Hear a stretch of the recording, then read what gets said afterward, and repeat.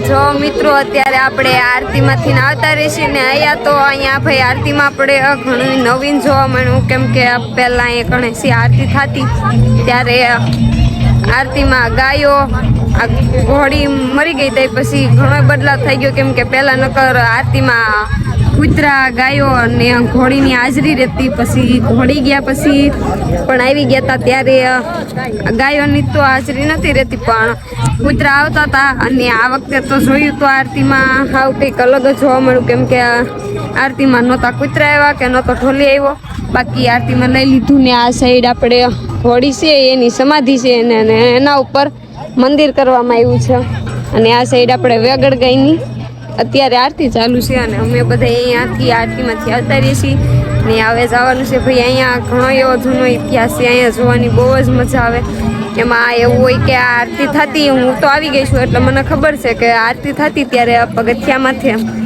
ઘોડી છે એ આવતી અને પગથિયામાંથી એક પગ પગથિયા ઉપર રાખતી અને માથું નીચું નમાવીને પગ છે એ પગથિયામાંથી ફટકારતી એવું કરતી હતી તો પહેલાં તો અહીંયા બહુ મજા આવે બહુ એટલે બહુ જ આરતીમાં મજા આવતી હોળી ગયા પછી આરતી હાવ અલગ ટાઈપની થવા મળી છે બાકી એ બાજુ આપણે આરતી લઈ લીધી છે ને આપણે આ સાઈડ જવાનું છે અહીંયા પ્રસાદીનો હોલ બની ગયો છે અહીંયા ઘણું બધું નવીન થઈ ગયું છે કેમ કે પહેલાં આવું કાંઈ હતું નહીં અહીંયા એક નનકી એવી દેરી હતી અને નાકણે જ બધું થતું અત્યારે તો હજુ જોવો મંદિરનું કામકાજ બધું બાકી છે હજુ કાંઈ પૂરું થયું નથી પહેલાં જમવાનું ઓલી સાઈડ હતું ને અત્યારે આ સાઈડ આવી ગયું છે એટલે અહીં કેટલું નવીન થઈ ગયું છે આ બધું રહ્યું આ બિલ્ડિંગ ને એ બધું અહીંયા કાંઈ હતું નહીં બધું અલગ રીતનું થઈ ગયું છે પહેલાં અહીંયા ગૌશાળા હતી ને અત્યારે ગૌશાળા ઓલી સાઈડ જતી રહી છે તો તમને લોકોને પણ ગૌશાળાને બધું બતાવશું ને અહીં એવું કહેવામાં આવે છે કે પ્રસાદીમાં એક જ ગાનું દૂધ છે એ બધી પ્રસાદીમાં ચાલે છે છતાં દૂધ નથી ખૂટતું કેમ કે ગા દોઈને પછી એ જે હોય તે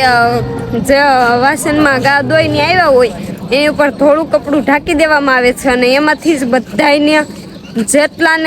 જેટલું દૂધ પીવું હોય એટલું ભરપૂર પેટે દૂધ જેટલું પીવું હોય એટલું પીવા માટે આપે છે છતાં એમાં દૂધ ખૂટતું નથી તો આ એક અલગ જ કહેવાય ને અહીંનો ઇતિહાસ બહુ જૂનો છે બહુ એટલે બહુ મજા આવે એવું છે જો કે યુટ્યુબ પર આવે છે સર્ચ મારો એટલે તમને લોકોને ખબર જ હશે વસરાજ દાદાની જગ્યા કચ્છનું નાનું રણ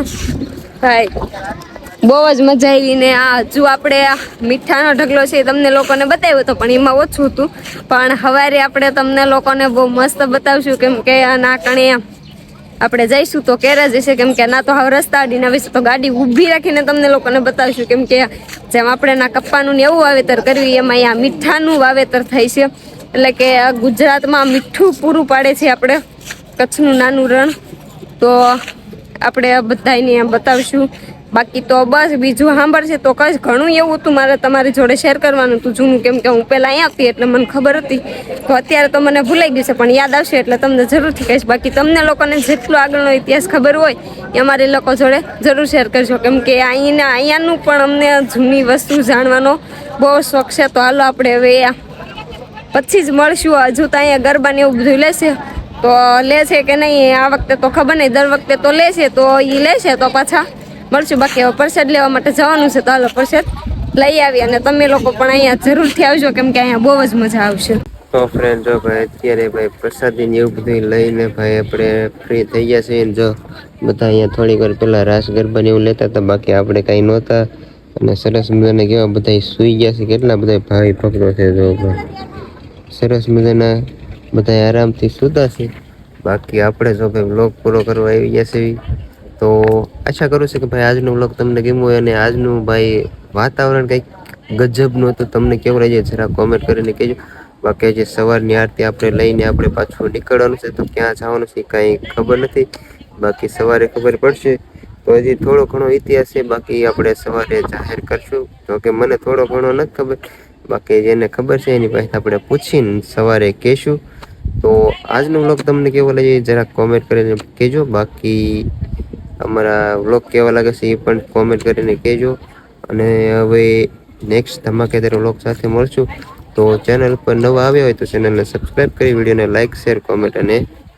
સબસ્ક્રાઈબ કરી દેજો અને સાઈડમાં પેલું બેલ આઇકોન ઓલ ઉપર સેટ કરજો જેથી કરીને અમારા વિડીયોની જાણ સૌથી પહેલાં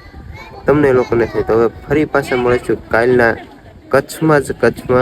નવા ધમાકેદાર બ્લોગ સાથે. ત્યાં સુધી બધાને જય માતાજીને bye bye, good night. Subscribe કરતા રહેજો.